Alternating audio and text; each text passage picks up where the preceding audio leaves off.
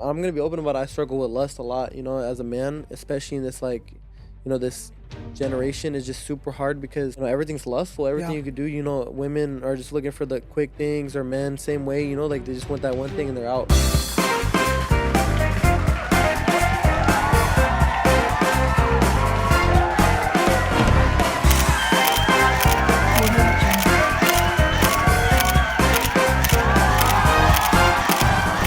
What is up, everyone? I'm your host, Alannized, and this is Noche de Pendejadas, your favorite podcast turned talk show en donde yo te traigo a tus influencers favoritos para platicar y posiblemente sacarles sus trapitos al sol. Hoy les tengo un invitado que yo sé que allá en casita ustedes están súper emocionadas de escuchar y ver. So without any further ado, please help me welcome my guest tonight, Arad!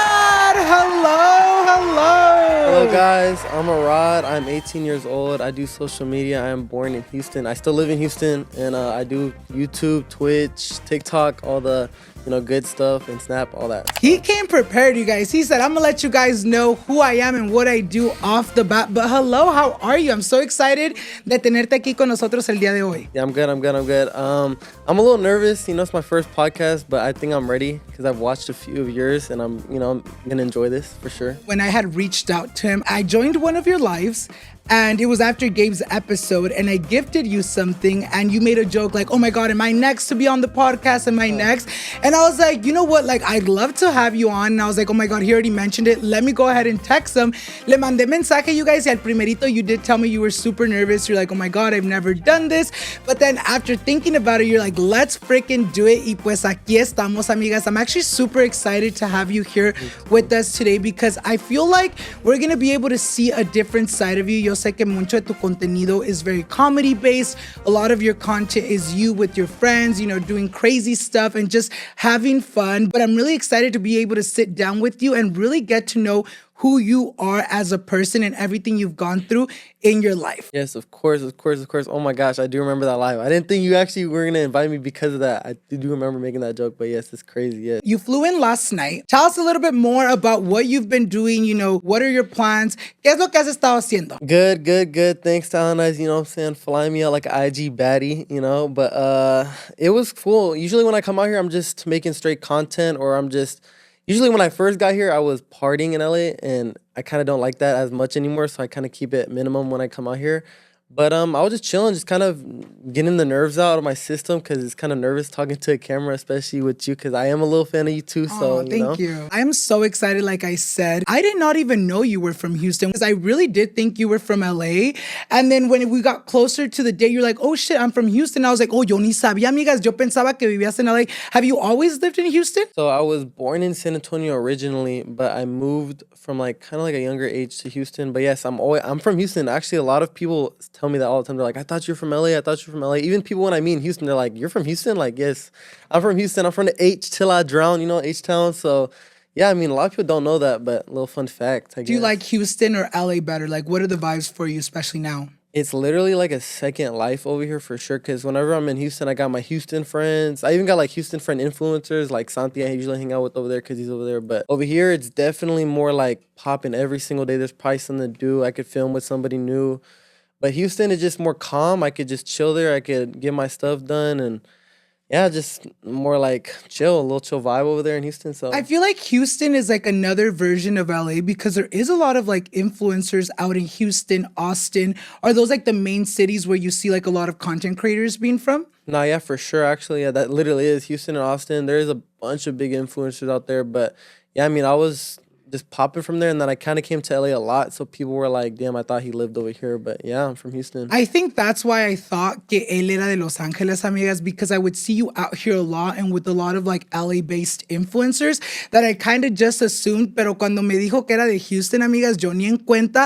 Today's episode is sponsored by Quince. Amigas, vacation season is nearly upon us, and this year I'm treating myself to the luxe upgrades I deserve with Quince high-quality travel essentials at a fair price. They have lightweight European linen styles from $30, washable silk tops, and comfy lounge sets. Y hasta tienen premium luggage options and stylish tote bags to carry it all. For your next trip, treat yourself to the luxe upgrades you deserve from Quince. Go to quince.com/Allen Allen for 365-day returns plus free shipping on your order. That is QUINCE.com/Allen to get free shipping and 365-day returns. That is quince.com/Allen. With that being said, ya vamos a empezar con la plática del día de hoy. We're going to go ahead and start with today's episode. And I'm going to go ahead and start off with the question that I always love starting with, because I really feel like it sets the tone so people can get to know you a little bit more of how you came up in your upbringing. How was Arad growing up? ¿Cómo era tu infancia? When I was growing up, I was kind of quiet because I was doing a lot of school. Like my mom was always putting me in tutoring, a lot of just programs, like extracurricular activities and stuff like that of that nature, you know what I'm saying? I was just doing a lot of school and I was kind of quiet for sure. I was like quieter in my classes over time. And then, yeah, I was pretty smart. I was actually a pretty smart kid back then. I feel like I did a lot of like extracurricular because it was just like something for my mom. I wanted to make my mom proud a lot. So I was like, if she thought I was good in like these subjects, like I'm gonna do it for her. Over time, it kind of definitely changed. It's not like I think like I just didn't apply myself as much. I just needed to do it. I feel like it was for her, But I did kind of like doing math and stuff. I was always good at that. We're going to talk a little bit more about that later on, because I know you were telling me last night that you would even join like the mathlete teams and like you would do competitions y todo eso, which I feel like is super interesting because I would have never guessed. I saw a TikTok about like you saying that you don't speak, or like you understand a little bit of Spanish, right? Yes, but you I don't do. speak it. You are Persian. Tell us a little bit more about that. What was that like growing up? Obviamente la cultura mexicana, hispana is a little different than the Persian culture. What was that like growing up? My mom is definitely more like into our Persian blood, which is like Iranian people.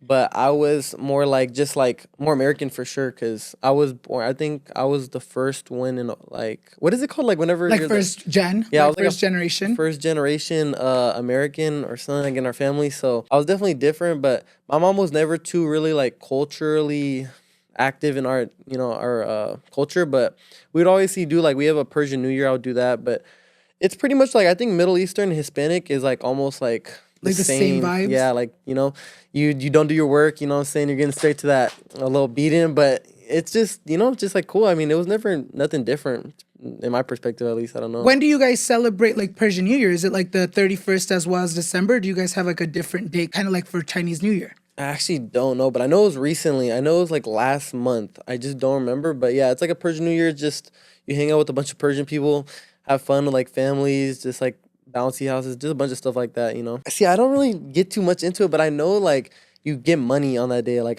my grandma and my mom would always give me money, like $100. So you liked it, yeah. So I was like, damn, whenever that day came around, I'm like, I'm gonna get some bread. So I'm like, buy some DoorDash or whatever. But just I don't think there's a countdown. But yeah, you just spend time with family, just try like Middle Eastern food, a bunch of different people from, other families or just the same ethnic group coming together. I think, at first I thought you were Hispanic. You hang around a lot of Hispanics, right? Like, do you feel like that kind of came with like the location where you grew up? Because I feel like Texas has a lot of Hispanics too, where you kind of, that was so the norm for you. Actually, my mom originally too was married to a Hispanic guy. So I was like kind of, when I was like in elementary, born around of like Hispanics, older cousins, just like that family vibe, always watching games together, just having family get-togethers. I was like that around them a lot. And when I used to live in San Antonio, there's a lot of Hispanic people. So all my best friends were Hispanic. So then when I moved to Houston, just kind of picked up where I'm like, yeah, I already know like Hispanic people is kind of like my vibe. I like just chilling and hanging out with, like not like other people are bad, but I felt more comfortable, like at home. So yeah, then like I would just have a lot of Hispanic friends, and yeah, I mean, that's just kind of like how I grew up. And then a lot of people would think I was Hispanic because I definitely started like morphing and looking, because I kind of like the hairstyles and, like everything. So, I mean, I guess. Do you feel like you also started morphing a little bit to like fit in, just to be like, okay, I want to look like my friends, they look this way. Like I want to kind of fit in a little bit. Nah, yeah, they was getting the huzz. So yeah, for sure. You know what I'm saying? I was definitely like picking up, but it wasn't like I wanted to fit in. I've always been like, I've always wanted to be a leader, not a follower. But I mean, if I do like pick and like choose things that I like, especially from not even just Hispanics, but like just a bunch of different races, like, things that the way they dress or the way they act, or, just kind of adding that to me so I could be more bilingual Yeah. and, like just better. I want to talk a little bit more about, you growing up. You were telling me last night that at a very young age, your parents got separated. Cuéntanos un poquito de eso. How young were you when they got separated? And if you were at an age where you understood, how was like that communicated to you? Like, how did your mom or your dad tell you, like, look, son, we're not going to be together. You're still going to have your parents in your life. What was that like for you? So whenever I was younger, I think around 3, my mom, my dad separated, and I'm pretty much to this day. I mean, I only remember my mom basically. Like I remember, yeah, I would have my moments with my dad, pretty much, because like at 3, you can only remember so much. I think I like 3 to 5. It was when he left, and I would hang out with him once in a while. But obviously, like I think I forgot what it's called whenever a dad and a woman like fight for custody. Custody? Yeah. Custody.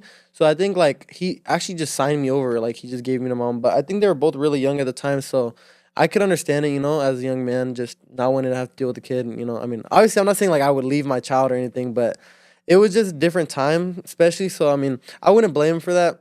But obviously, I would distance myself. Yeah, I mean, I would see him here and there, and I think just at one point, I just didn't really see him in my life as much. Just kind of taking his time away from me, and then I would just always see my mom.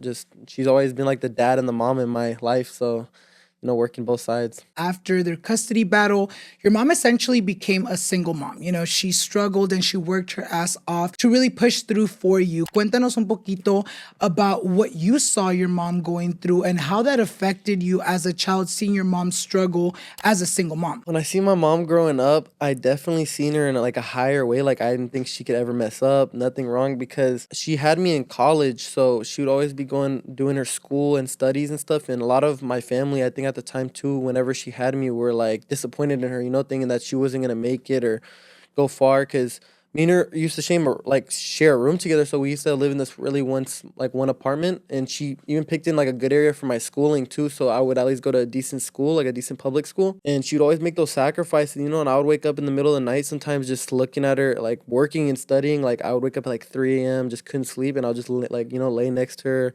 And she'd always tell me that to this day, like, just me going up to her whenever she's sleeping. But she'd always be studying, trying to beat the odds, and she did it. She's a lawyer now, so. Oh, that's crazy, Yeah. a lawyer. That's actually really cool. Like the fact that, a lot of the time, especially when women get pregnant really young, I feel like a lot of people think like, oh, your life's over. Ahí vas a quedar. There's nothing more to you that you can do other than being a mom. But the fact that your mom was like, you know what, like I did get pregnant, but that doesn't mean my life stops here. Cuéntanos un poquito más. You obviously was seeing your mom struggle, going to school, trying to work for you. Do you feel like at one point growing up, you almost felt like you had to step up to be like that manly role for her and to kind of like help her out and stuff? Yes, of course. I mean, obviously, I wanted to support her emotionally as well, because as a woman too, not having a man to raise a child with is insanely hard, especially now looking back on it. I feel like it was hard, but she always played both roles really well. I never seen my mom, like break down or just,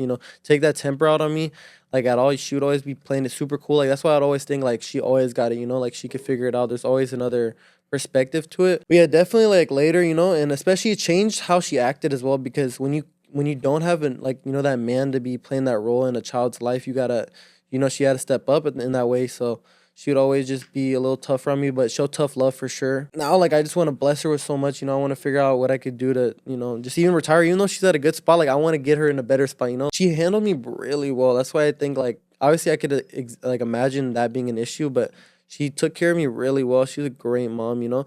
But the only thing, like, it's just she did work a lot for sure, because even she tells me that to this day, like, she didn't get to we didn't get to do like as much as she probably wanted to, because she was trying to get that life for us that we couldn't have at that time. Yeah, I mean, I have 2 sisters now that get to enjoy, her love and company all the time. So it's amazing for them to at least see that. Tell us a little bit more about how the relationship with him changed. You were telling us that for a moment you would see him and then there came a time where you stopped seeing him completely. Was there a reason for that? Or was it just like, oh, you know what? He's going on doing his life and he kind of just forgot about you and his family. And how did that affect you as a child growing up? Not really too much. I think growing up too, especially around like middle school probably, or just when I got older, it was kind of like different seeing everybody with their dads doing stuff, but it never really was like too big on my mind, because he kind of left at a younger age, so I didn't really, have that connection with them that obviously like it would be bigger if he was more there in my life. But it wasn't something that like I really even cared about that much. I mean,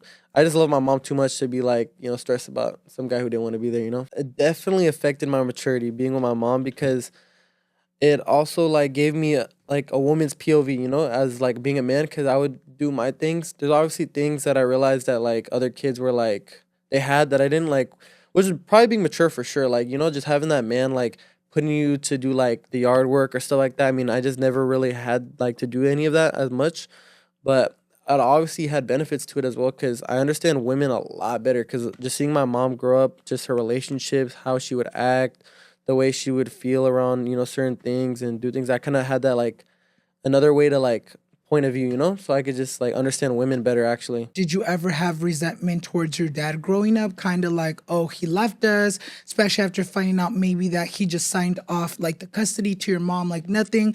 Did you ever at one moment, even if it was, even if now you understand, was there ever a moment where you're like, oh my God, I'm mad at my dad for doing that? I was just more disappointed. Like not mad, like I know it's funny to say that, but I was just disappointed, it's like I can't really change anything about it, God definitely had that aligned for a reason, but I just, let it be. I never would really have hate for him. It was just another man who just wasn't there. So you guys have no relationship like to this day? Actually recently, like coming up on like a few months now, but he did actually message me and was like trying to build a relationship with me or just trying to meet me or see me. But I kind of was just like, I mean, I was like, yeah, I'll be down for it if he came all the way to see me because he lives I don't know if he lives in Las Vegas or in Iran. I don't know where he lives right now. I think where I'm from in Iran, but like, I don't think I would really. It's just because now it just feels like he's just another man, Like it's just like another dude that I'm gonna meet, and then I never really like had a father. Like, what's a father, Like, what's a father? But I just couldn't understand it. Did your mom remarry or was it just you and her this whole time? So whenever she got married to this guy, not this guy, my old stepdad, he was a good guy. He was from the military, so he would kind of give me in line in my check, but in a loving way too, always treating me like his kid. Very good guy, but a few years ago they divorced, and then obviously not a few years ago, it was a while ago when I was in elementary, so I don't even know. So like probably like 8 years ago, but recently, like about 4 years ago, she met the guy who is the father to my children, my sisters, who I think of like literally my children because we have such a big age gap. But he was definitely a big role in my maturity too as well. Like becoming a man, I would always argue with him because like he would try to make me like go outside, do yard work, or just basically turn me into a man. Yeah. He definitely was a big part of my maturity. I'm glad that God put him in my life for sure. For definitely like that reason of just not having a dad. Yeah, I mean, I think my mom was just always really good at just teaching me the right and wrong in life, and how to treat a woman or, just not to do this and that. What are things that you learned from her? Definitely how men treat women, So I would definitely see the nights when she would cry about how a guy, treated her, even the small things or the big things, just like how guys would treat her. And I would learn like, damn, like, how cheating and also it's like really messed up, like quick leaving or just being there for one moment and then leaving for the next. I'm not saying like my mom was like a bunch of guys, but I would definitely see like her trying to have a man, and it was hard for her because she grew up for so long trying to be the man and the woman. So she's very empowering, get what she wants and she'll work for it and do it. But it's hard because then like as like a man should be a provider, it's hard for her to be the provider as well. Yeah. And then like you kind of knock and clash heads with each other. But yeah, I just learned like it's kind of a second emotion to things too. Like, how would my mom feel if I did this or did that, Seeing that and also seeing the fact, that your parents didn't, stay together, and then you saw your mom go through, maybe 2 other relationships. Did that kind of change the perspective in which you saw relationships? Like, did you ever at one moment be like, oh, you know what, maybe true love doesn't exist because I saw my mom, it didn't work out with my dad, and then I saw her try 2 other times and it didn't work out. Did you ever, growing up, have a different perspective when it came to love? Definitely whenever I was growing up, I think I understood love as like it just here and gone, the next moment. I don't think it could definitely go to your like 60s, 70s, but I don't think like I think true love definitely is real. You just got to find the right person. But I don't think like relationships last like over like 20 years. It's kind of hard, because arguments happen. Things just don't go the right way. It's not going to always be perfect. I think that's where true like love really comes in though, because then like through it all, you'll just, you know, Do come back you to each feel other. like you've been in love before? It's hard, especially in this generation, you know, like I feel like there's a lot of like ghosting or, you know, whatever. But I definitely had my first love. Yes, I've had my first love for How old were sure. you? Probably like recently, like 17, 16. It was actually like a sad moment though. Whenever I was like 17, I never really got into relationships because I thought it was always corny, like to kiss. Like I never like, I thought kissing was weird. Even like when I was 16, 17, I was like, how do you just like kiss someone like on their lips, you know? Like I thought you could only do that to your family, but it just like, first of all, I don't kiss my family on the lips, but you know, just like, just kissing. I just thought like kissing or like love and romantic. Like I Like it thought it was was like, cringe to you. yeah, Yeah, yeah, like it was just yeah. like that. And then I think I like met this girl like off of TikTok, which is like already a red flag. You know, you should never meet somebody off like just like a thirst trap or something. Basically, I like slid up, I hit her up. This is before I was like doing social media like big. I was just like do whatever like thirst traps or whatever random on TikTok. I just hit her up. I think she lived really close to me, so I met up with her. And actually, my friend was I didn't have a car, so my friend was driving us, and he was door dashing while we kind of had like our first date in the back of the car. I had my first kiss on like our first date or whatever. So like it was already a red flag at that, you know. My friend was door dashing, getting McDonald's in the front, and we were just like talking, being romantic. I'll just do my jokes, whatever, in the back.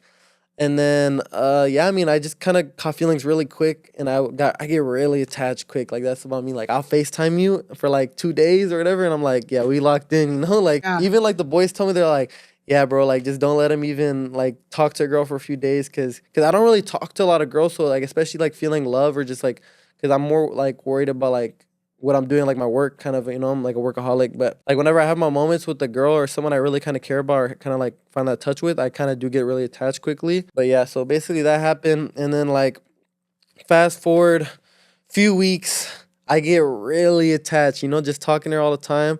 I think we see each other again, but this time, no, I did have a car at the time. I did drive. It was a rental car though. It was my mom's rental car that she would have. And then I think I drove it and I seen her. And I remember we just yeah, kicked it off there. I kind of just got really attached to her quickly. And then she just was really on her ex, like really. So I think we had like an argument or something, and then basically she just kind of like left like Like really she quickly. ghosted you? Yeah, like ghosted me, and I was like, I'm very like I'm stalker mode, you know. So I'll go through her Not the following. I'm like, stalker who mode. is like who could this be? I ended up finding her ex that she was really attached to, because I remember she was telling me, she was like I don't know if I'm ready for a relationship, because like I just really like my ex and I think I could fix things with them and like stuff like that. Basically, her personality was her ex. So I don't know how I found him.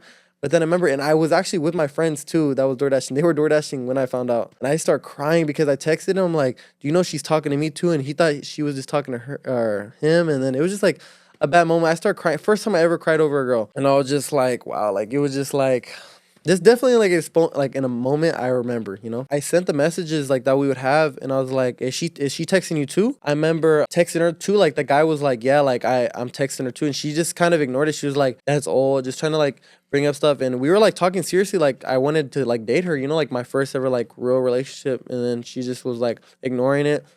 And then I kind of called her out for it, and she's like, I don't care, like I still want him, just stuff like that. And then yeah. So you feel like you never got closure when it came down to that? No, but what's just crazy is I think we made like TikToks together or something. Like she made videos, and whenever I blew up, she posted them on TikTok, like bring me back to whenever me and Arad used to date or whatever.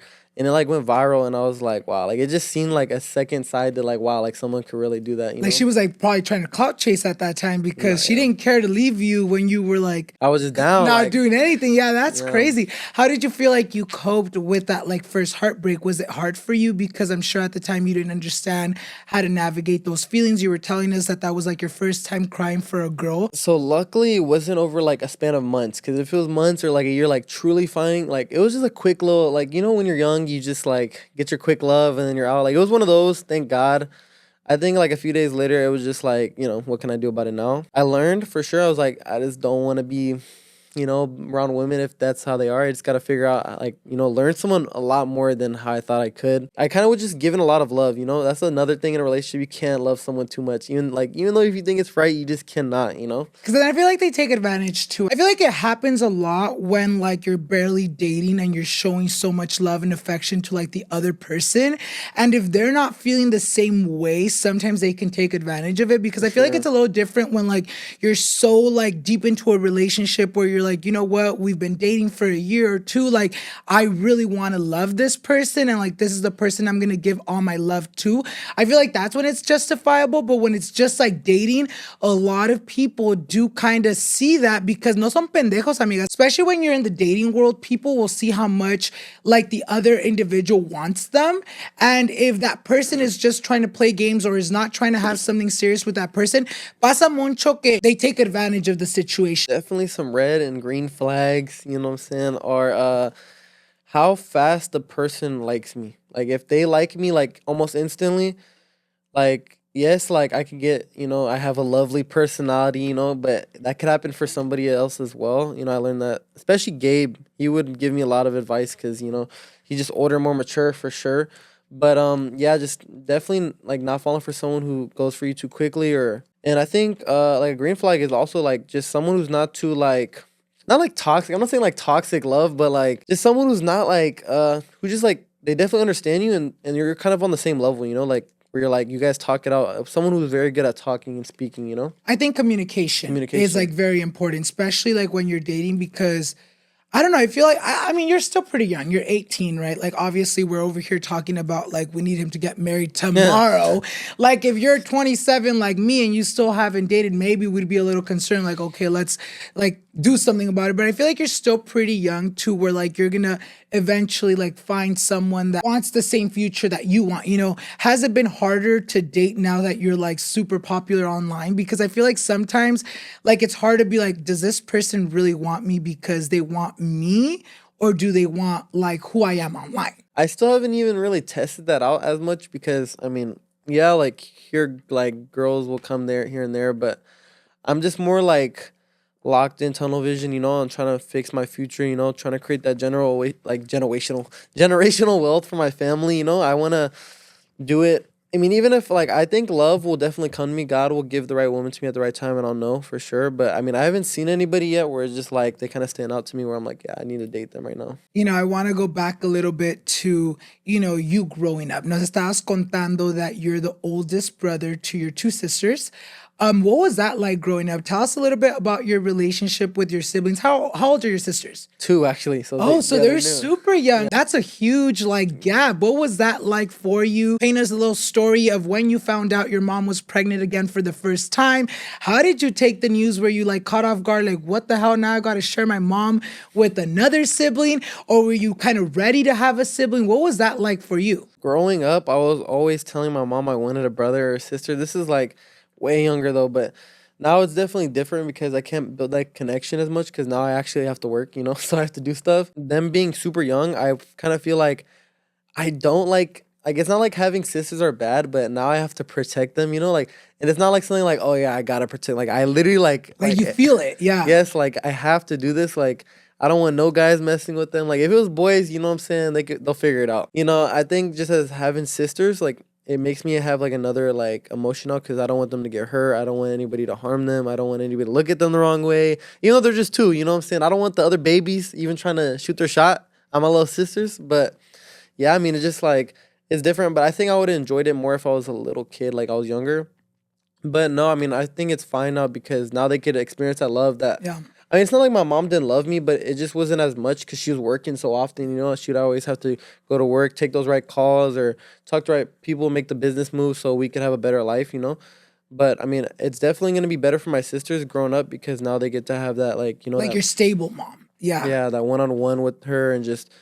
be with her. But yeah. I think that is very true. I was actually having a conversation with a friend last night, and I feel like exactly how you kind of explain it is like, I feel like we all get a different version of our moms. Obviously you felt like your mom wasn't there a lot physically because she couldn't, because she had to go to school. She had to pay the bills. She had to go to school to like get this career that she really wanted. And maybe you got a mom that was a little bit more absent physically, but like now you acknowledge that, all those sacrifices that your mom made were really for the better in the future of herself and her family, that now your sisters are able to like get a different version of her. I want to talk a little bit more about the pressure and the responsibility of being the oldest brother. Obviamente they're still super young. They're 2 years old. Have you thought or or like does the thought of like, oh shit, like I want to make sure that I'm doing things correctly, that I'm doing, the best I can, so they can have a brother that they're genuinely super proud to like look up to? Because of my social media presence, I want to have someone that they know, like they could look up to for sure. I want them to like, especially because what I do on social media is like, I mean, I'm pretty much the same off and on camera usually, but I want them to look up to me for sure and take me as an example that they could do so much, like that whatever you put your mind to and dream about. I'm a very big dreamer, like so many big goals, but I want them to know that like through me, like, you don't have to work that one job you don't like or do this and that just because you think that's what's normal or what's like your parents want. Because obviously my mom doesn't want me to do social media, like especially when I was growing up. Especially because you're a lawyer. Yes. Yeah. I think it's just always like I always want to make that great example to them, especially how men should act too. Like I want them, even though they're just young, it starts from a young age. So I mean, I always want them to have a good manly figure at least, even though their dad right now is like it's kind of on a custody battle too now. But it's just like I want them to at least have me to look up to, that man in their life, and just make sure that they get that love from me, so they know how when later in life they get a real like boyfriend or a husband or whatever, they could really figure out like, damn, like this is the love I got when I was younger. Like why can't I get it, now? Like So, that's what they should expect. And I feel like that does very much start off at an early age. And I feel like, I see it a lot with like couples or like parents that are like, oh my God, they're in a shitty, toxic relationship where maybe, the husband or the boyfriend doesn't treat the mom correctly. And I feel like daughters see that growing up, and it almost kind of sets them up for that cycle of, allowing like a man to not treat them correctly, allowing someone to like disrespect them. And the fact that you're already thinking like, you know what, I want to show them like that they should be loved, that they should feel, acknowledged and, appreciated, is really setting them up for the future. Because when they get older and they start dating, they'll be like, you know what, like I had so much love growing up that I'm not going to accept the bare minimum. yeah, of course. This episode of Noche de Pendejadas is brought to you by Booking.com. Booking.yeah. Every time I use Booking.com to find a place to stay in the US, I know they'll have exactly what I'm looking for. They have a huge variety of options from hotels to vacation rentals, and I know I can find exactly what I'm looking for. I found Booking.com to have something for everyone. Anytime I'm traveling, I make sure to book my hotels with Booking.com. Hace poco fuimos a Nueva York y encontramos el hotel perfecto, amigas, on Booking.com. Nosotros estábamos buscando un hotel que estaba bueno, bonito y barato. We wanted it to be big enough for us to do our content. We also wanted it to be walking distance from Times Square and also from the Broadway shows, because if you guys know anything, we love Broadway shows. Y pues obvio que queríamos algo que también estuviera bonito, and on Booking.com encontramos the perfect one. No matter who you are, Booking.com helps you find the stay that's ridiculously right for you. Find exactly what you're booking for on Booking.com. Booking.yeah. Today's episode is sponsored by Quince. Amigas, vacation season is nearly upon us, and this year I'm treating myself to the luxe upgrades I deserve with Quince high-quality travel essentials at a fair price. They have lightweight European linen styles from $30, washable silk tops, and comfy lounge sets. Y hasta tienen premium luggage options and stylish tote bags to carry it all. And the best part, all Quince items are priced 50 to 80% less than similar brands. By partnering directly with top factories, Quince cuts out the cost of all middlemen and passes the savings on to us. Quince only works with factories that use safe, ethical, and responsible manufacturing practices and premium fabrics and finishes. And I love that. Yo recientemente, amigas, agarré mi primer paquete de Quince y agarré unos pantalones and a top. Y déjales digo algo, amigas, the material of the pants and the top were so high quality que yo en verdad dije, no, esto debe costar una fortuna, pero no, amigas. Quince has really high quality products for a very affordable price, y yo amo eso porque me hace sentir súper de la high sin que me tenga que costar mucho. For your next trip, treat yourself to the luxe upgrades you deserve from Quince. Go to quince.com/Allen for 365-day returns plus free shipping on your order. That is QUINCE.com/Allen to get free shipping and 365-day returns. That is quince.com/Allen. How was Arad in school? Like, paint us a picture. Were you like silver tooth kid? Were you like very head on to like schoolwork? Were you ditching? Were you like very on time? What was school life for you? In elementary, I was definitely like on record and like I wanted to be an A+ student. Obviously, I wasn't. I mean, because it was kind of like forced, because I wanted to make my mom proud, but I've never been like a book smart kind of kid. Actually, like in elementary, like I was really good at math. I joined the math team at my first school, and then I think we ended up moving to San Antonio, and then I joined like a competition over there, which was crazy because I joined in like really late in the year. It's kind of off topic, but like I remember I joined this competition whenever I joined that school. It was like a math one. I joined in half the year, so like half the year is already over. They've been Yeah. competing for half a year, and they already got the rest. My teacher explains it to me, and I have like a decent like knowledge of what's going on, and then my classmates are kind of explaining it to me, and like I'm like a little noob, and then I think like 2 weeks go into it, and every night I'm doing the like it's almost like a game where you answer like a bunch of questions, and it's just like you got to fill out and like check off these like little rosters, and I'm doing it, and I do it super fast. Like I'm doing it every night. Like my mom thinks I'm playing games, like she thinks I'm playing games, but we have like a little home computer, and I remember I was doing it every night, and my mom would yell at me some nights because she's like, go to bed, you got school in the morning. But I was really doing the competition online, and I just didn't know how to tell her like it was like the thing, so I just was doing it. And I think like a few weeks passed later, and I'm like really high on the like ranks because it's like a ranking thing every morning because we would have like a little grace period in the morning to just go do our work in a computer lab. And I remember I hear my teachers talking about me literally because I was new to the school, so I remember the teachers were talking like, "Did you hear about that new kid who's doing the math program, whatever?" And he's like, he probably has his whole family doing it, or like just talking like Oh, on my like they name. didn't believe that it was you Yeah, genuinely doing the work? They thought I was cheating, and I was in the computer lab at that time, like doing my work or whatever. And then I remember hearing that, and I was like, "What the heck?" And I knew they were talking about me because like there was like a lot of new kids. Like the school's kind of small, but I remember going to the math teacher and telling her what happened, and they ended up apologizing to me. But super random. But yeah, I mean, after that, I think my mom seen that I won because they contacted her because I actually did end up winning or tying with somebody because I think he beat me by a day. But they're like, I worked so hard that I might as well just win with him. So we both won. And she was super proud. I think she like posted on her Facebook or whatever, like, "Oh, my 11-year-old just won this thing." It's a pretty big trophy, but yeah. But that was in San Antonio. After that, that was like when my schooling definitely went down a hill because I think when I was going into middle school, actually no. So we moved back to Houston after San Antonio, and I was a very big snitch in school, especially in elementary. Like I would tell the teacher about everything. It would get to the point where the teacher would have to tell me like stop snitching, like like stop. She would literally like I used to just tell on everything because I went to like how I said like my mom like moved to I go to a good school. It's very like book smart. Like everybody was like you never see nothing wrong. But I think I would see like kids do dumb stuff. I don't remember, but I just remember I was a snitch like. And I was very sensitive because being like raised by my mom, I was definitely tapped more into my emotions. I would cry a lot. And just basically, it was kind of a bad mix being a snitch and being sensitive because then kids would see that I was snitching, talk smack to me, and I would like cry in front of them.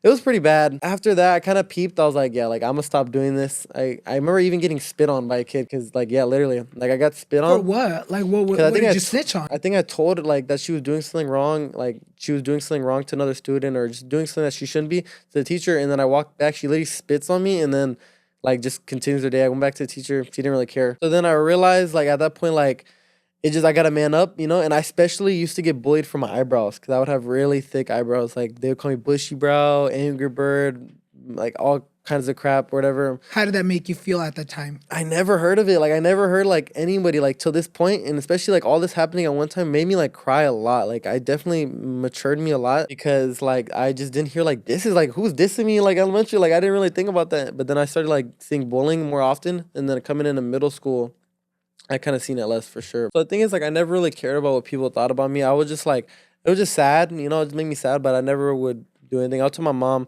she'd be like, "You have beautiful, amazing eyebrows, you're blessed with them." And she would like, I think like at one point, like, she did clean them up for me, which was like probably the biggest thing. But I mean, I never really was like, I want to shave my eyebrows off because these kids, they're acting dumb, but not. Did any kids ever try to start a fight with you? Have you ever been in a fight? I had been in a fight, but it was like later in school for sure. Like high school vibes? No, middle school.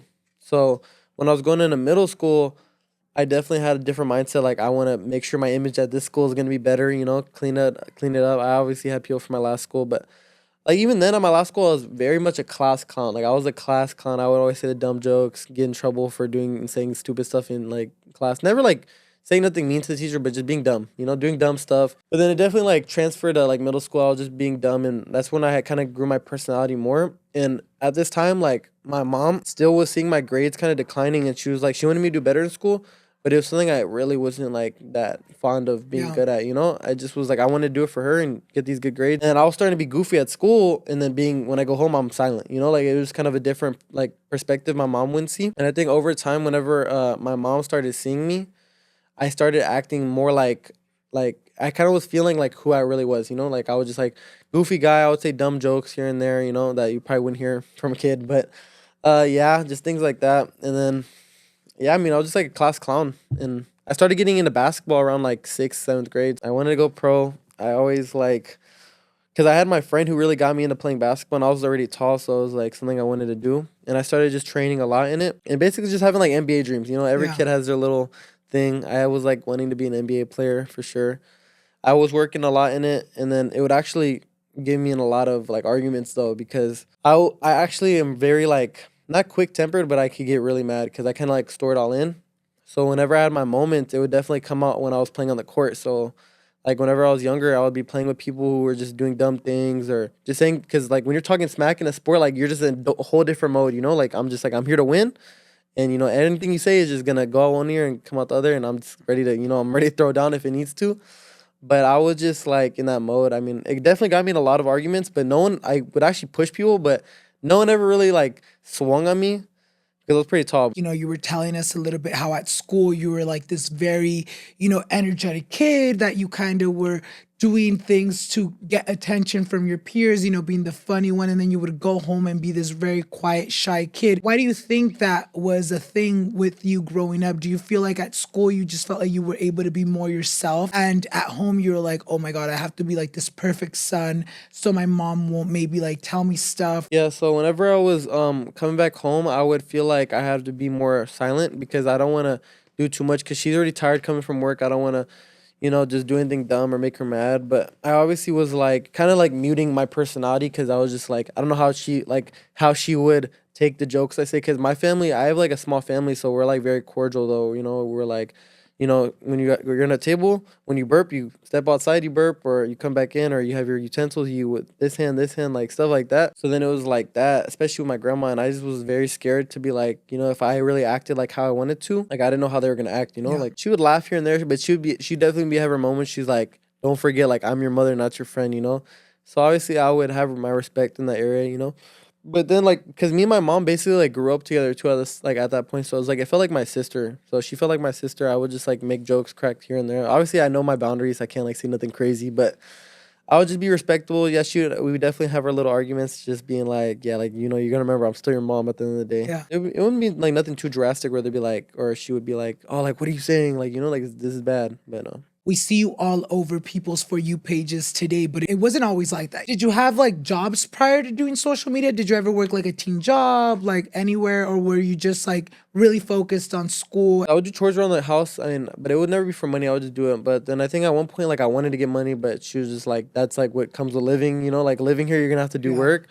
So I was like, I think around like, it was like last year, coming up on a year now, when I got my first ever job, which was at this place called Monkey Joe's. I would do basically like watch kids at bouncy houses, this and that. And I didn't really like it, to be honest. I didn't. Why? It's just because it felt depressing because I actually did TikTok live before I mean, I've always been doing TikTok live for a cool little minute, but before I blew up, I was making like a cool little bit of money. Like I already was making more than I made here because I was getting paid $7.25 an hour, so like very minimum wage.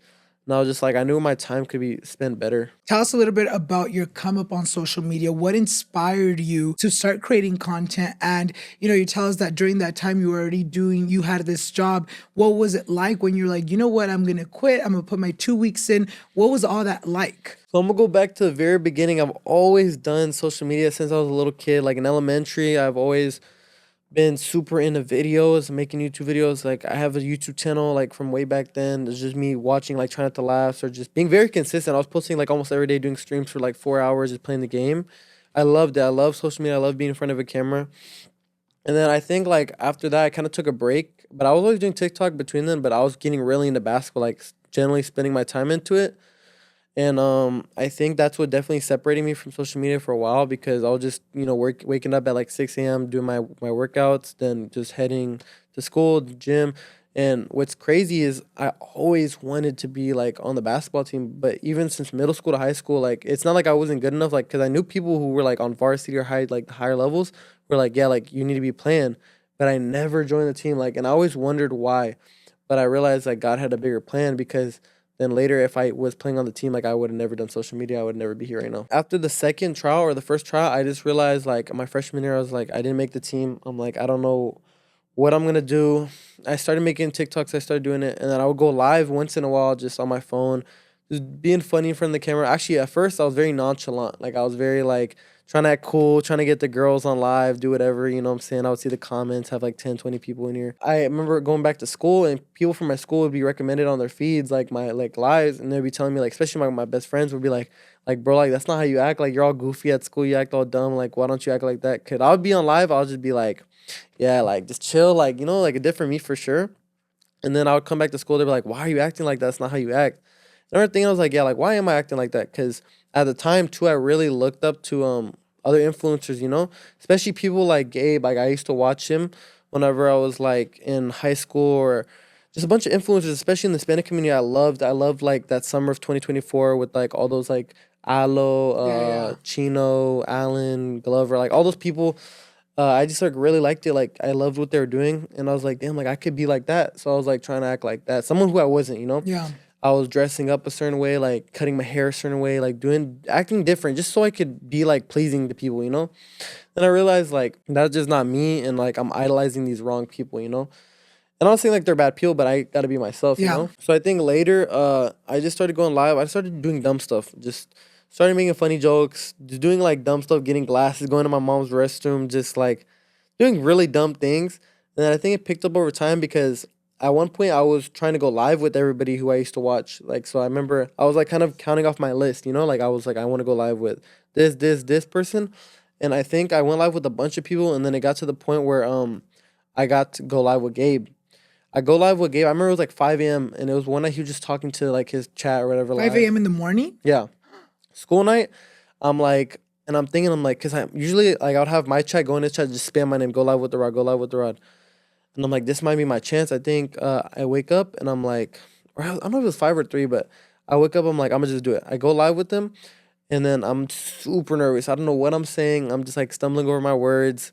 And I'm just like, I think that's just when he remembered me. And then here and there, I would see him come in my lives and just, I think he would like say motivational things, just stuff like that. It was kind of like done with that after that. I think I went live with him one more time on his birthday. It was just nothing ever like bigger than that. Then the summer rolls around, and then I kind of started getting, I really started getting closer to God. This is kind of going with my faith. I had my friend always preaching to me, like, because I think this is the time I'll drive him to his job and then I'll go to mine. At this time, like, he was just preaching the Bible to me, and I've always been like, I'd always say I was Christian Muslim, because I was like, my family's Muslim, and then I believe in Christianity, so I'll just say, like, I would just say them both. I would just Yeah. say mix.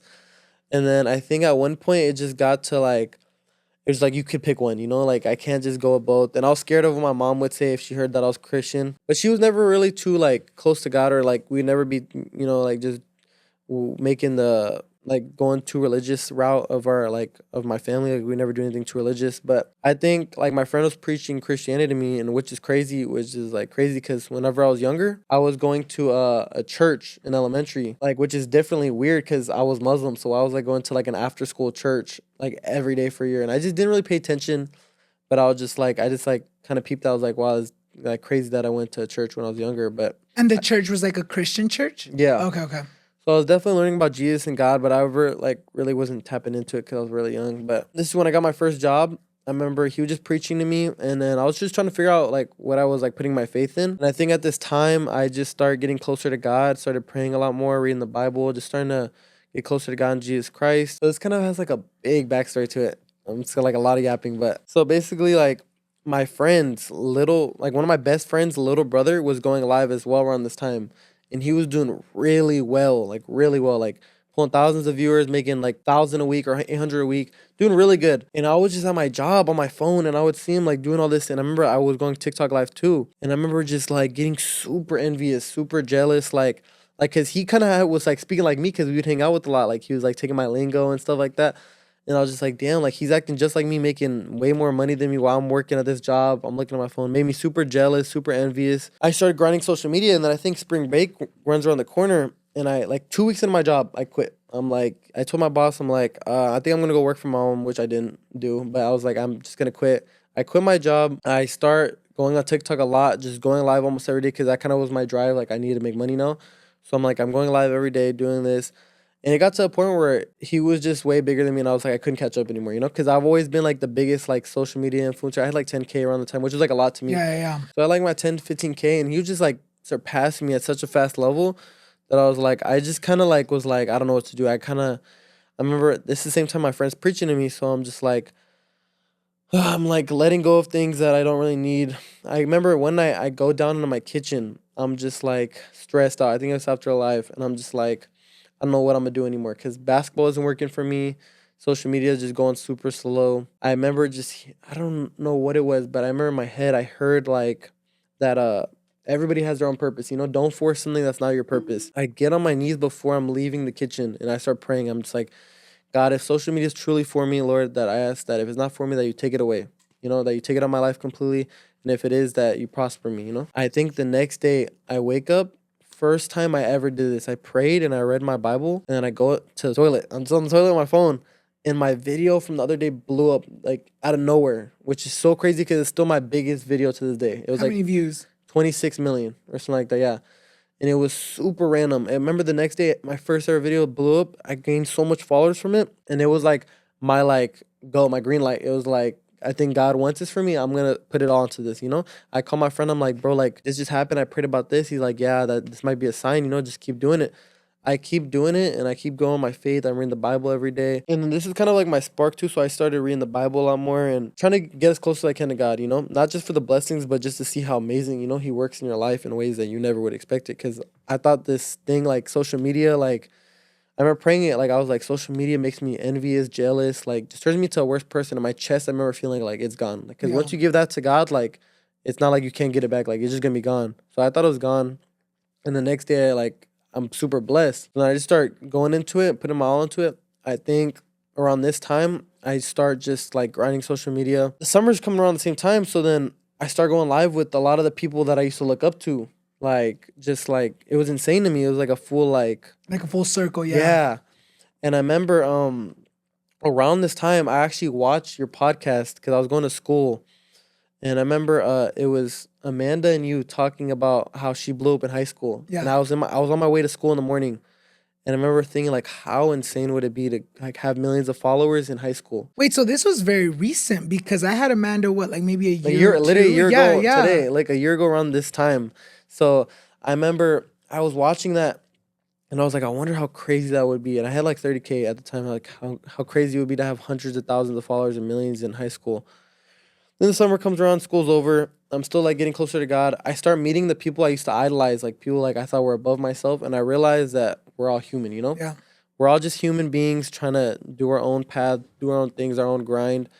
And I'm like, wow, like, these guys are just doing the same thing as me. They're just trying to figure out how we climb up this ladder, together. And I'm just like, wow, like, it just felt so crazy. My friends are all seeing, like, what I'm doing. They're like proud of me, And I think this is around the time I met Gabe and Edwin. And the same with Zavala. I started going live with him. And it was doing really good. My mom at the time didn't really know what I was doing. I don't think. She just knew, like, I was doing TikTok, being loud in my room. I remember, I think, like, I'll get into this later, but it would just be, like, some crazy moments where she would come in my room just yelling because she's like, why are you so loud? Because my sister would be sleeping, They'd be, like, right, like, not, like, the same like room. a wall. Yeah, like, our wall's super close, and I'd have, like, a restroom kind of between us, and she would hear me yelling. She's like, you're going to wake up your sisters, and I just had to be quiet. This summer comes around, and I remember making a video. I think right around I hit 100K. Me and Edwin hit 100,000 followers the same day. I think I made a video. I was crying on my phone. I remember, I was just super thankful. I was like, without God, I couldn't have got here, My phone didn't post it or nothing. And I was like, hopefully, and I was praying at the end of this year, I could have 1 million followers, And I was like, in my head, I was like, that's almost impossible. I wrote it down in a book too. I was like, I want to go viral this summer for something that's gonna just change my life. The summer comes around. This is when D Kane just kind of pops into the picture, He's like a new influencer. And then Lalo's always been there. And then Edwin. And then me. So I think I remember at one point, It's just like the middle of the night. I went live, and Edwin or DK or no, Lalo or whatever. I just like requested to join their live, and then it was all three of them in that live, and I was like the fourth person to join. And then out of the nowhere, it just went insane. Like it just sparked up like 50,000s to hundreds of thousands of people just watching us every night in the summer, just going insane, just doing like lives, making a lot of money like that during that time too, just because we would be up to like 4 a.m. just going lives, battling and making gifts. And I think like this is the time where I realized like, damn, like my life's kind of changing, you know? It was quick, like maybe a span of weeks, but never like that. Cause I was already going live with the people I really looked up to, like Gabe and like just Edwin or just people I would see on social media.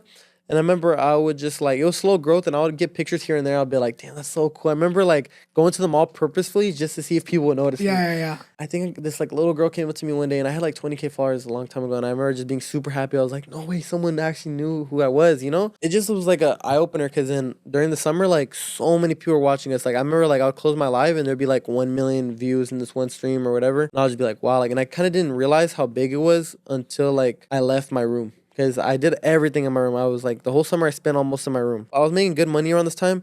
And I think I showed my mom how much money I made. And I was just questioning, like, I was just like trying to see because it was in PayPal. So the live money goes to PayPal. I'm like, how do I transfer this? And it was like $10,000. Just from the live streams. Yeah. And I remember I showed her and she was like, how'd you get that? Like, how'd you get that money? And I was just like, it's from TikTok. And she was just super like suspicious about it. But I mean, it was all from TikTok because we're just like, it was really viral during the summer. Like a lot of people were gifting. But I think I showed her that and she just was super proud of me. And she was like, what are you doing? Like, you got to continue doing it. And then that's when it kind of like switched in her head. She was like, this might actually work for him, you know? You were telling us a little bit that she was kind of against it. What would she tell you at the beginning when she found out that's what you were doing before she saw that check? She just thought it was like another social media platform that's a waste of time, that like you're going to put your time in this, you're not going to get nothing out of it. Even my uncle at one point too, I remember telling him, I was like, he was like asking me like, what do you want to do? Because my family is super like they all have really decent jobs. Like, you know, he's a dentist. Like they're successful. Yeah, like they're doing their own thing, you know, like definitely the like societal standards, you know, like, you know, going to high school, college, then you're going to pick that job and you're going to run with it, you know? I do not want to, like, I never want to do that. I never wanted to be like, I will always be deciding my mom and my grandma would be like, are you going to be a lawyer? You're going to be a dentist? And I'm like, I don't know. Like, I would just say, I don't know. Like, I would be kind of scared to tell them, like, I just don't want to be either, you know, because I'm not really good at reading books or I don't really want to drill into people's teeth either. Like, it's just something I didn't want to do and I didn't know what I wanted to do. So at this time, I'm just like showing her, like, this is what I like doing. And she's always knew I'd done social media for a while. You know, what was school life for you, having all these thousands of followers following you? Do you feel like people started treating you different? Did they start seeing you as like the cool kid? Or were there people that were kind of hating on you? Like, oh, this kid thinks he's so poppin', and like whatever it was. What was that like for you in school? Whenever I was in the summer, like when I blew up, so I was basically in my room the whole summer. Like I didn't go out that much. I was just so focused like on the opportunity that I had with the lives that I was like, wow, I wanted to do it. And this is kind of like heading into the school year. So I think this is about like around like 3/4 of the summer's through. We kind of get done with this like Lalo D Kane era, you know, and then I'm like on to the next, you know. Then me, Zavala, Edwin, and Gabe get on a call and we're just talking about this trip, like we want to meet up, and this is the first time I've ever like I thought it was crazy like just going out to see my friends like by myself. So imagine flying to a whole different state just to hang out with like people I've never met IRL, just online. But we're talking online, we're like we want to meet up. Me and Edwin already had a kind of a decent, we had like a long relationship kind of for like this whole summer because we've been going live with each other. We kind of FaceTime all the time. We're just talking a lot. Me and Zavala, we are always like kind of close to, especially coming up to us meeting. And then me and Gabe, we're on a cool like first basis. We talked a good bit, but I was still like really nervous to see like Gabe, especially because I used to just see him a lot online. So this is around the end of the summer after we kind of blew up. I think I hit a mill coming in, like going to AZ. This is like already like life changing. Like it's so insane. So I hit my million followers going into AZ. I think it's like a month before school starts. I meet Gabe and Zavala at airport. I think we have our first interaction on a YouTube video.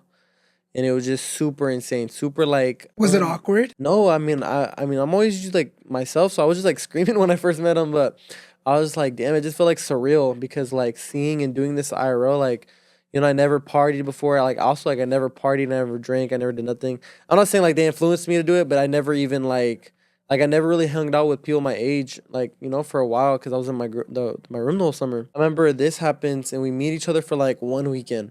like one of the funnest weekends of my life. I think we filmed his 20v1 video. We just had like a cool pool party. It was just super fun.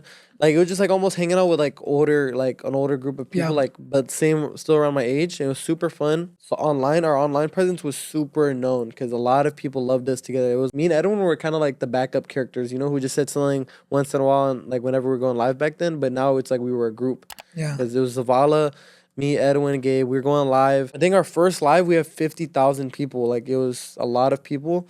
It was like on my account too, so I was like, oh my gosh, it's so cool, all glory to God. And then we're just doing our thing, and then we kind of peeped like, damn, like we did good. Because I remember coming there, I'm just like, I just wanted to meet them. It was super Yeah. cool to meet them. I wasn't thinking about the numbers, the TikToks. I was like, it's gonna be dope to like meet them. My friends at home are gonna be like, that's insane. And then we do really good online. Everybody's like, we need y'all to get in together. The next day we have like a live schedule planned that weekend. So like the next day we're gonna do a slime live. We do a slime live, does insane numbers again. And I think we do another live too that does just breaks the internet. It was like we had this girl named Brittany. She kind of broke into our BNB, and then like it just like was insane, like a reaction, like from that, because then it kind of like it exploded on the internet. We had like 100,000 people on our live, and then 50,000 on her live. Super big. After that weekend, we're like, we need to meet up again ASAP. So then we go the next weekend to LA. First time in LA too, and I'm super scared, super nervous. Zavala picks me up. He's like my brother too. Like he's literally like my brother. Like I thought he was your brother for some reason. Like at first, I thought you guys were siblings. Yeah, people always say we look alike, but yeah, like we're all like brothers. We all like treat each other like we like love on each other. We, you know what I'm saying? We have our tough love. But yeah, especially like Gabe. Gabe is always seen in our group as like the mature, the nonchalant, Like the the cool. dad. Yeah, like that guy. But he still has his, kid moments as well, where like we could teach him or stuff like that. Same with Edwin. Edwin's a really cool guy, you know what I'm saying? Very listening and very nonchalant, chill guy. But he knows like how to be funny in front of a camera. And Zavala, you know what I'm saying? I don't need to explain that, funny, goofy guy. Has his relationship past, things of that nature. But yeah, I mean, it was just cool. We did it again in LA, and then it did insane another time. And we're just like, it was like almost every weekend we're just traveling together. And this is kind of coming up on the school, like 2 weeks before school. And I'm like, telling my mom, like, can I travel one more time? She's like, and now she's like, okay, like what's going on? Like you're traveling almost every weekend.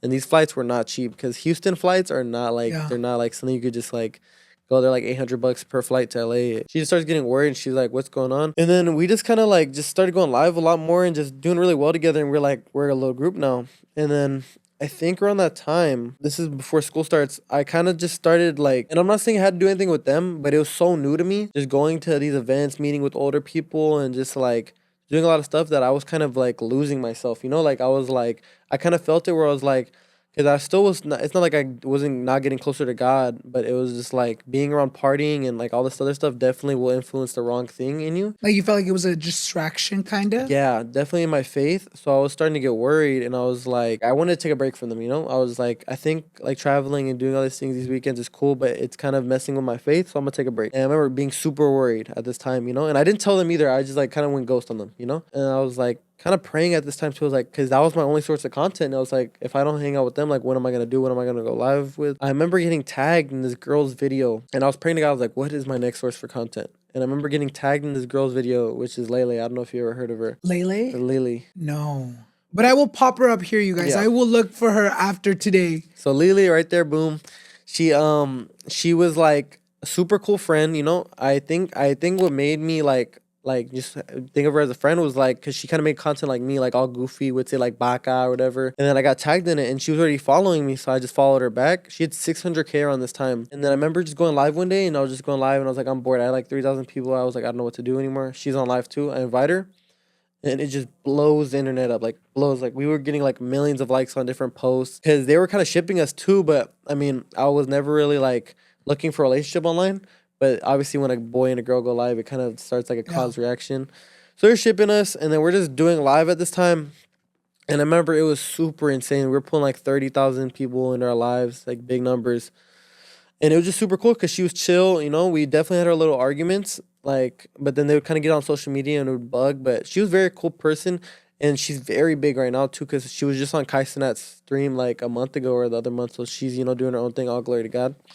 And she's like at 4 million followers, and I met her at 600K, so it's super crazy. She definitely was smart. But yeah, so I blew up with her, too, and it was just crazy. And I think the boys seen that. after we already were together, and they're like, they thought I ditched him. Yeah. They're like Did they confront you? no, Gabe was telling me, he's like, bro, like, what happened? Like, you just don't really talk to us as much. And I remember, like, I just kind of, like, let loose. I was like, I, like, told him, like, yeah, like, after I was hanging out with y'all for a while, I just kind of, like, not even for a while, it was, like, a month. Like, I just, like, it was kind of messing with my faith. And Gabe was really understanding, like, perfect. Like, he understood it, and he changed it almost immediately. He's like, yeah, bro, if that's not what you feel comfortable with, we're going to change it. And he, like, he's always very listening, you know, to what I got to say.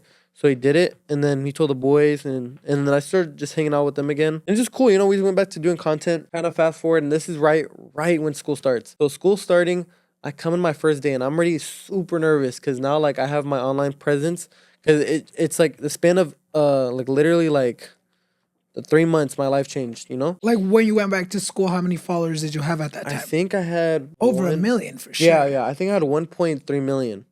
Oh, which is super crazy too. Let me remember this. So I remember, I think a week or two before school as well. This is before the second LA trip, or the first LA trip. I remember I got banned on TikTok because I got banned. I remember people were just hating on me. I don't know what was going on, but I got banned. And I remember telling the boys before I got banned everything, because I genuinely thought God gave me the social media. So I was saying stuff like God gave it to me. Like, I'm not going to cry if it gets taken away because this is a God-given purpose, you know? It gets taken away, and I get super sad immediately. Like, I wake up that morning, phone calls, everybody's calling me Gabe, and I woke up super late, just being lazy, and I feel like crappy that day too. I wake up, everybody's calling me, they're like, you got banned, what are you gonna do? And they're like, I'm sorry, bro, I'm sorry. Like, they're telling me, like, they feel bad. They didn't even say, like, that I got banned, but I honestly, like, it clicked in my head. I was like, everybody's texting me, like, are you okay, bro? Are you okay, like this? And I go check my account, and it says, you've been logged out, your account's been banned or blocked or terminated or something. And I just start, like, losing. I joined the call. They're like, bro, are you good? Because I think they thought I was ignoring them. I woke up. I'm like, bro, I just woke up. And I'm like, I'm just tripping out. I'm like, my whole summer basically gone down the drain because that's what I put everything into, you know? And then I'm like, oh my gosh. I even have it on my Instagram too whenever I got blocked. I was like, I'm like, all glory to God. But I remember after that, I was just crying. I was like crying. I was like, Gabe instantly was already helping me. He kind of knew like it was going to mess with my faith or something, but he knew someone who's close to God, like this girl, and he got us in a call, and she was just talking me through it the whole time. Like, shout out to Liz. She was just talking me through it. She's like, God gave it to you, you know, you wouldn't just take it, or this doesn't have no reason to it. In the next 3 days, I go back to my like best friends. Like, these are like almost my family. Like your grounded people. Yeah, like the people I haven't been like hanging out with the whole summer. I've just been like, you know, my own vibe. I'm like talking to them, and I'm like, maybe God did this for a reason. I gotta hang out with them, and not gotta hang out with them, but just take a time to just hang out with my people, you know? So I'm just hanging out with them, and we're just talking every day, and I like stay with them for like 3 days. And I remember they kind of talked me through, and they're like, you know what, like, God did this for a reason. And I remember making a new account, and I was just trying to get my account appealed and get it back, but I wasn't getting nothing. And the boys were like, come on, just come to this trip next week in LA. Don't think about it. We're going to grind again. We're just going to go crazy this weekend. We're going to get it back. We go the next weekend, and then I watched a movie on the plane, which was, I think it was Freddie Moon, and how he was like, well, you know Freddie Moon? Like, he was, No, I don't know if it was Freddie Moon or something. I don't know, to be honest, but it was a singer who like was getting bullied for his teeth because like, oh, Joey, Mercury. Mercury.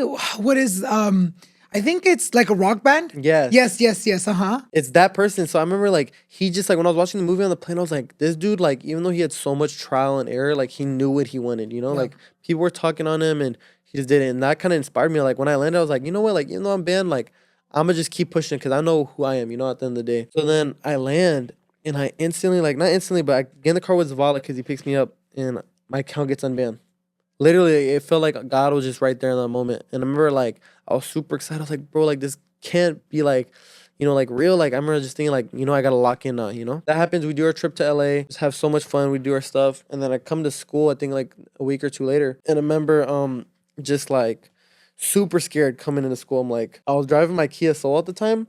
So it's like, you know, the Kia Soul is like that boxy car. I'm like, I don't want to get seen in it, you know? I'm already nervous. But I come to school, and people were recording me. They're like, dude, like, Arad goes to my school. And then people start acting different that I never even remember even talking to. They would ignore me, but now, like, all of a sudden they want to talk to me. And then, like, my close friends just were like, just, you know, they were still chill. They were like, yeah, like, they kind of seen it already before it even happened. And it was just different, though. It wasn't nothing crazy, but it just kind of felt like I was getting stared at and hard to pay attention. You know, it was hard.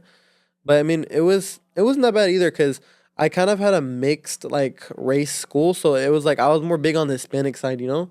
So like there was fewer Hispanic people in my school, but obviously I did have like a bunch of followers, so I mean it was kind of mixed. So it was crazy too, as well as whenever I was going to school, I definitely would have to travel on the weekends because it was hard for me to like balance school and like social media. Because obviously, when you're doing social media, you can't just like, yes, you can do so much in your room, but you have to make those moves and go talk to different people. But I remember one night, like, we had an all white party.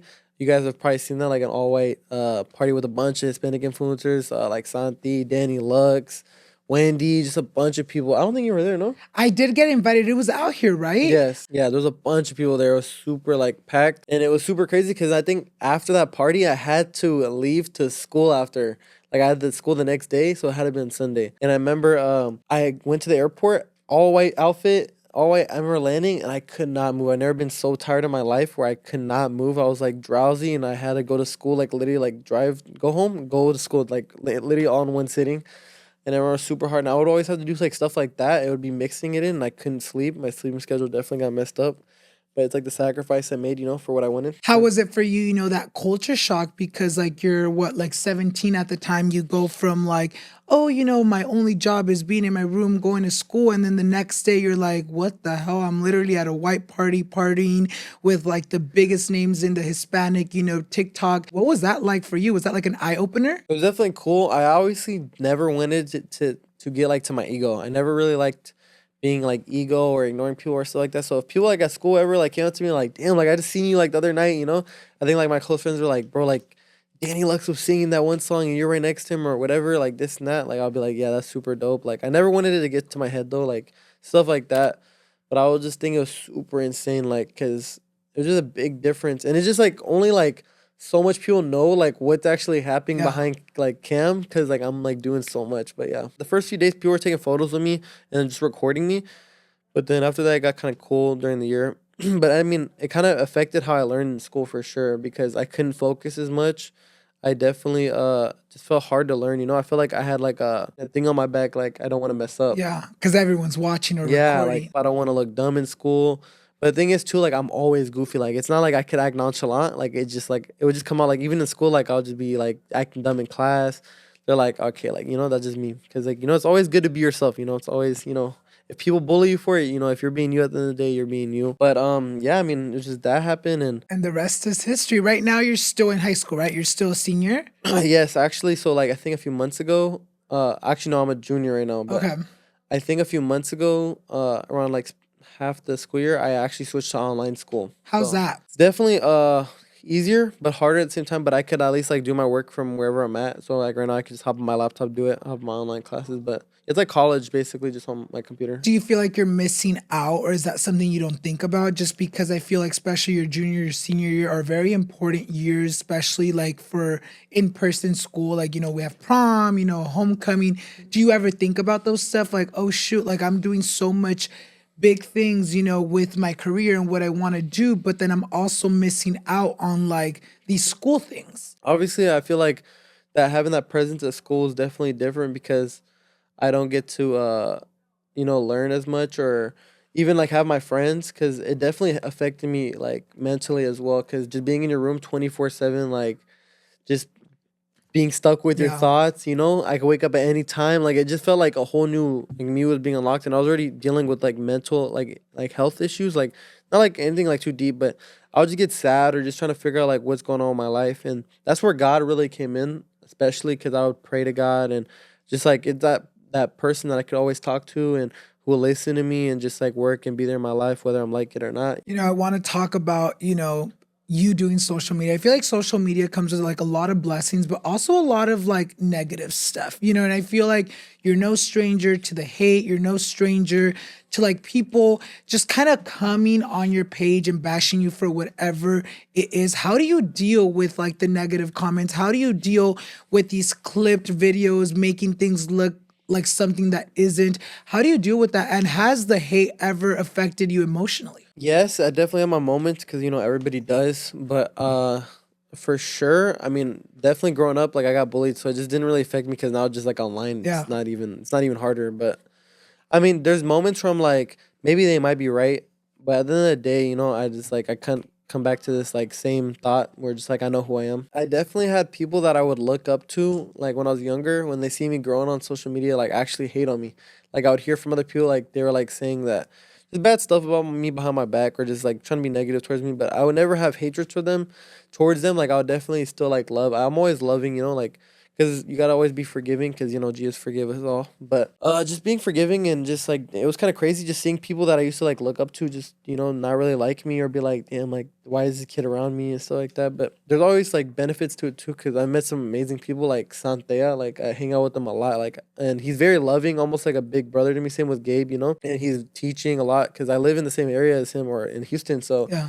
I'm always like going to his house and just being there and hanging out with all the boys is like a cool little like refresher on my mind because I have to go in my school online. So it's just like dope to hang out with them and they do like Bible studies and I don't think it's like by chance that I like started like hanging out with them a lot because he's also been getting really close to God as well recently and just been doing really well on social media. And I'm, props to him. And especially with his relationship, it's very like, because I could see it behind and on cameras and he's very loving. And I think a lot of the stuff that he gets hate for is like, he's just just a human at the end of the day, Yeah. He's a Do good you guy. feel like sometimes because you're able to see like the actual BTS of things, does it, as a friend, does it ever get you angry when you're like seeing people, trash your friends and you're like, that's really not how it is? Does that anger you inside a little bit?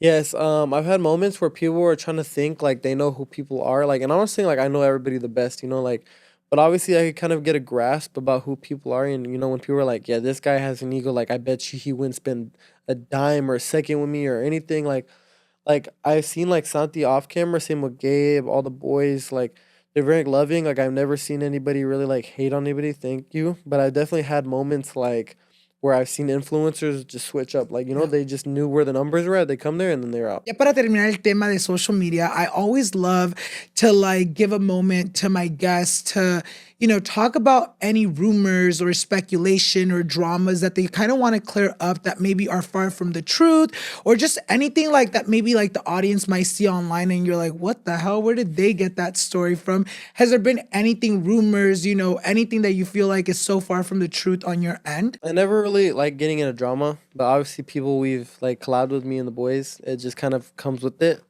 But I mean, people are like that we need other people to, be ourselves or do things. But at the end of the day, I already know like who we are and like the content that we produce and the people, It's never been like social media has never been something where I'm like, I just want it for the money. I've always loved making people laugh, like making people's days better. Cause I've even had people message me, they're like, yeah, without you, like I wouldn't even be alive today because I just been going through depression. My parents at home are just doing this and that, which is definitely like my fuel, because I want to make those like kids or even older people just like, get their pain and struggles like just peace, by Yeah. watching me. But I've definitely had people like comment on my stuff or even like all of us and just be like you're nothing without this person or if you don't do this and you're just acting like kids. And at the end of the day, our core audience was kids, so Yeah. we're kind of going off of that. And we're definitely still like not all new to the game, but we're learning, it's you could always learn. So it just was like we're learning along the journey with them as well. So there's definitely going to be mixes of audiences just fighting with each other, trying to think that we're doing something wrong or doing something right here. And at the end of the day, like social media really changes like in the span of a day, Yeah, I want to go back. You've been bringing up your faith a lot throughout the whole interview, and I feel like it's such a great topic to talk about. You're very open online about your relationship with God. You were telling us earlier your first, kind of connection or your first encounter with God and, your relationship with Him. I know you're super vocal about it online. What does having a relationship with God mean to you in this, time of your life? It's definitely a big part of who I am today because definitely having God in your life gives you the right morals and just like shapes you to be a better version of yourself. Yeah. Because at the end of the day, you're going away from lust. We all have our own struggles, whether it be lust or cursing or drinking or things of that nature. But we all go through our own struggles, and I think one thing we could all find peace in and go and unify in is God. And whether you believe God or not, at the end of the day, we're all here. He exists. You can't make something so beautiful out of nothing. That's just how I think of it. But you could obviously have your own faith. I'm not going to force anything upon you. But yeah, I mean, it shaped me for sure because without God, I wouldn't be anywhere where I'm at now. I give all the glory to Him, of course. And I actually remember even telling people before I even went on a podcast here or even talked to you, like months and months ago that I was gonna go on a podcast and say like all this stuff, and it's just amazing, Yeah. having in my life, even though like it's just the simple and hard times. She's just been with me through it all. So And I feel like I love it though because I see, sometimes you repost. I don't know if TikTok does this or I don't know if you send them, but I've gotten a couple, like the shared videos like that you've oh yeah, sent me. And I actually like them because sometimes I'll click on them and like I feel like for me personally, I used to be very religious growing up, right? Like when I lived in Mexico, my whole thing was going to pray the rosary with my grandma and my great grandma. I used to sneak out when my mom would ground me. My grounding would be like, you're not going to like, rezar el rosario, which is crazy, right? But like, because I enjoyed it so much, like that was like my punishment. If you're misbehaving, you're not going to go do that, and obviously as I've gotten older, I feel like not that I've distanced myself because I feel like I'm still like, I believe in God and I feel like I still practice, my relationship with him, like in my personal life. I don't really go to like church. And sometimes it's so crazy though, because like when you'll send like those little videos, like I'll be like, mood, like, is this what I needed to hear? Like, it almost feels like I've gotten a couple like of your videos and I'm like, wow, this is literally what I needed to hear in this moment because I felt lost or just felt like in a moment of confusion. And I feel like it's super normal too with religion and our faith that sometimes we can doubt that, sometimes we can doubt that God exists. Sometimes we are so caught up in our life that we're like, you know what, like he isn't real. Have you ever had a moment in your life and with your relationship with God where you've kind of doubted him or just kind of were like, why would he do this if he knows what I want? Or like, he's not giving me what I'm asking for. Have you had a moment like that? when you first start getting closer to God, as you said, like you love it so much. It's so easy to just fall in love Yeah. with and just attach, kind of catch on fire with.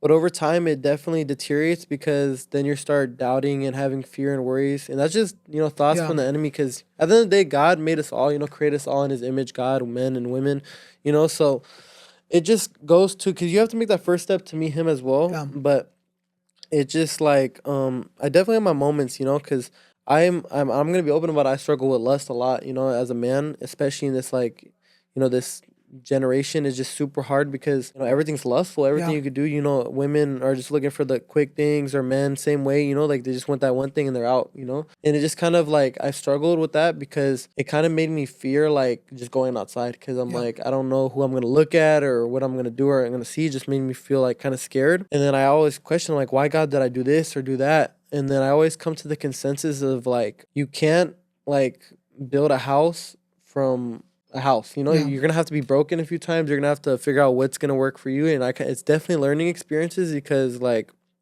I can't be like a diamond when I'm coal right now. I'm definitely like no better than anybody, than a homeless man, than a murderer, than a sinner, because we're all sinners at the end of the day. Yeah. We're all human. It just made me think. I've had my moments where I'm like, is God really here with me right now? Like, is what I'm preaching like scary? Because I remember I used to pray in front of like 20,000 people on live or just do lives where I'd love to just glorify God, do my daily Bible verses.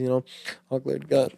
I do that a lot, by the way. I just like all glory to God. People would always ask me like why I always like touch my forehead and stuff like that, but that's what I'm usually doing because I feel like you could always glorify God in anything. But yeah, I would have my moments where I'm praying in front of 20,000 people, and then the same night I would be texting a girl or doing something dumb basically that I shouldn't, Yeah. And it would just make me think like, like what am I like preaching falseness or nothing? But it's just like we all have our, mess ups, and you learn from it, and it's on you to, if you make that change, in your life. I definitely had my moments where I was doubting myself and my faith because of the things I was doing wrong. I was preaching about being such a good person and, don't struggle or don't do that. Not don't struggle, but don't do this and that, like, because, like it was just like something, it just felt like weird because I was doing what I was preaching. Like I was saying not to do this, but I was doing, Yeah. and it made me realize like am I false preaching? And it just made me get my thoughts, and like like I feel like the devil was like telling me like you're not good enough to do this, like you got to stop doing it, like so like that. But then I just continued, and I was just like realized that I had to keep working on myself, and especially like in today's society on social media, it's hard to hear an influencer say like, yeah, like God's the reason I'm here. They're always like, yes, I'm very thankful to all my followers and all the people that support me and love me, of course, and all my friends and peers. But without God, like making those like connections and doing all that, because like he's doing things whether we see it or not, so it's just Yeah. like I always got to be thankful. And I think it's very important. I like the fact that you opened up about you struggling with lust, because I feel like in today's society, I feel like in general, lust has always been like a thing. And I feel like as a society, as a generation, we kind of just, we hear a lot of the comments of like, oh, you know what, men are just like that. They're lustful. Like it is what it is. But it really is a thing that is like, no, it's not normal. Well, I mean, it happens a lot, but it shouldn't be normalized. How important is it for you to like make sure you kind of hold yourself accountable with stuff like that isn't okay, but it's very kind of almost accepted as a society? So men nowadays, definitely, I'm not saying there's not like a sex drive or a thing that's not normal, because yeah, it's like at the end of the day, we're human, Yeah. we're gonna have like our wants and our desires, but it just kind of like having control over it, because if you can control, like it starts with you controlling yourself and how you act around people, because that definitely could interfere with your friendships or how you view women or how you view men or like anything. Like it can really interfere with stuff like that. And it's something I'm not saying you should suppress, but work and control on, because you could have like, I'm not saying you can't be like like want a girl, like obviously you can wait till marriage or just like work on your relationship or things like that, but it could also ruin relationships and Yeah. marriages, just looking at other women. And especially recently too, I actually went to my first like Bible study with other influencers, which was like Jaco, Santi, like all those boys and then other people. It was definitely like eye opening, because it was just all men, there. And it was just like we were all talking about lust and our struggles and being open about it. And it's definitely like something that's a common issue between men and women and everyone. It's just like, Yeah.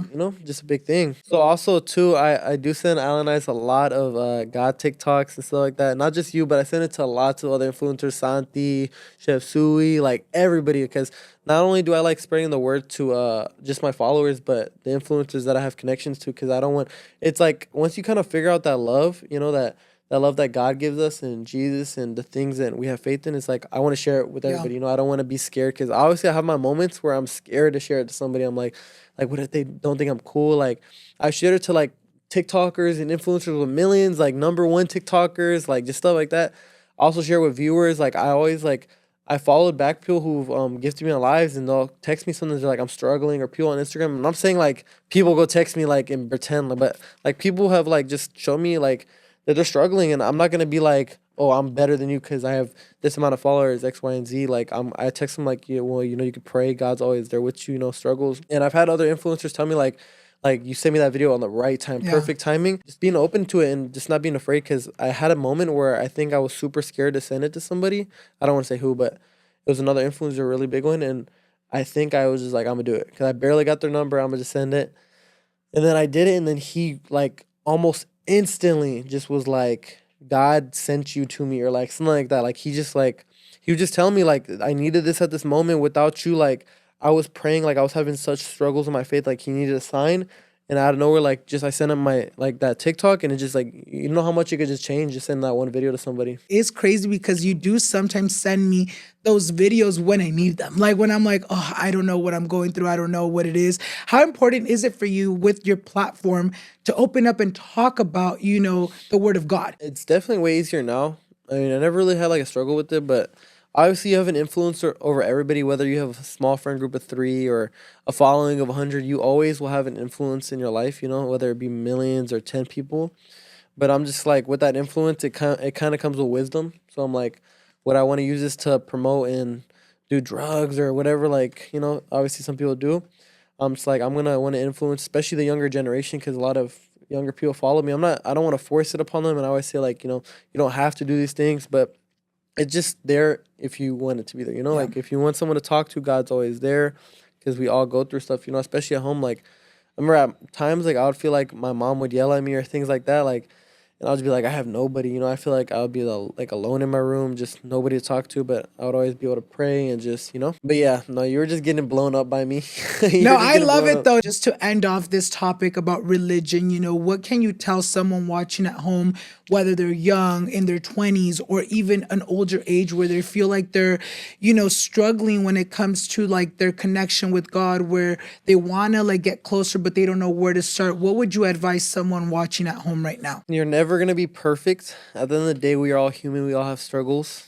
But you could go through anything you want. It's all in your mind.